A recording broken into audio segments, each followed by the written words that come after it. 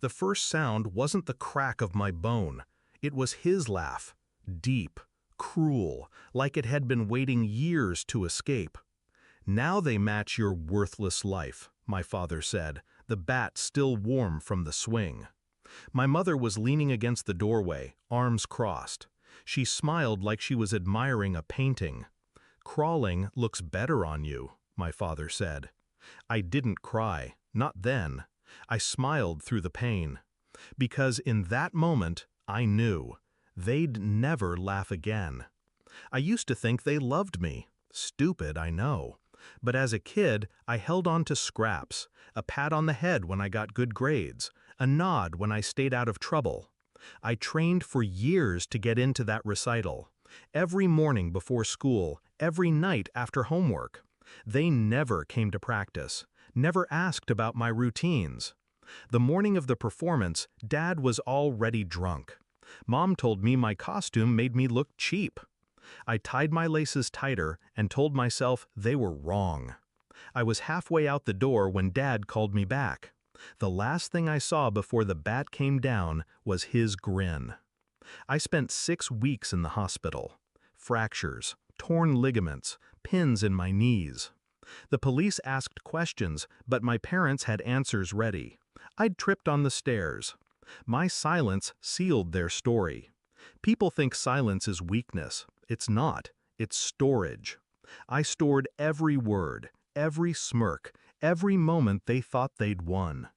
By the time I turned 18, the pain had become part of me.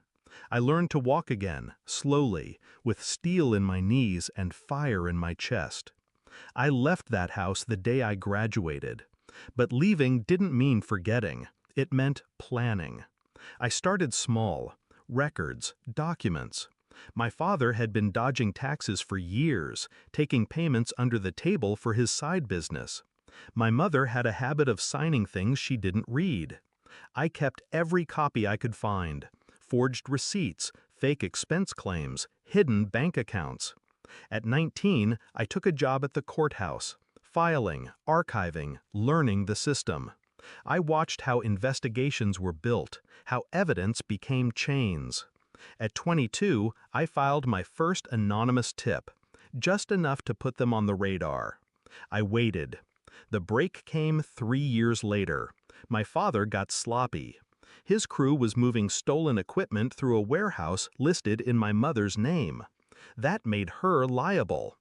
I sent everything, photos, bank transfers, false IDs, to the district attorney.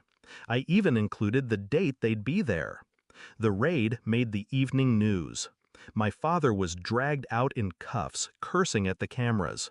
My mother was pale, lips pressed tight, no makeup to hide the years of venom carved into her face.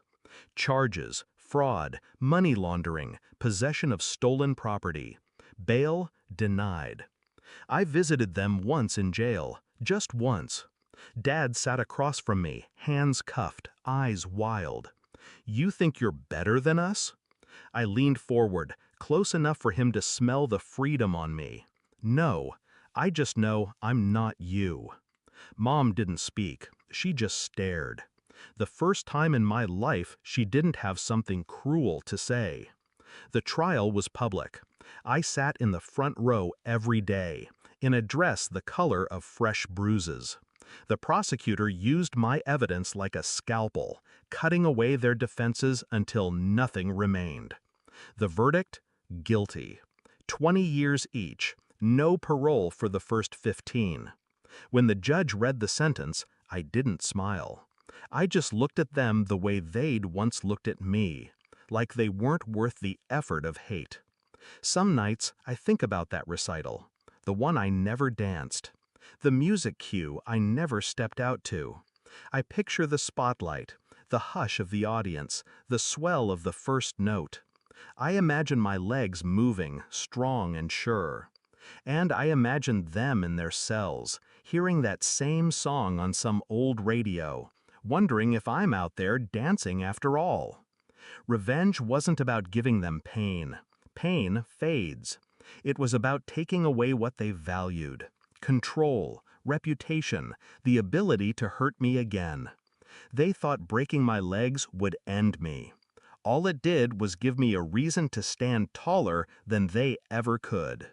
Now, the only crawling in our family is them toward parole hearings that will never go their way. And I'll be there, every time, watching. Not with anger, not with pity, just with the quiet satisfaction of someone who knows they'll never laugh again.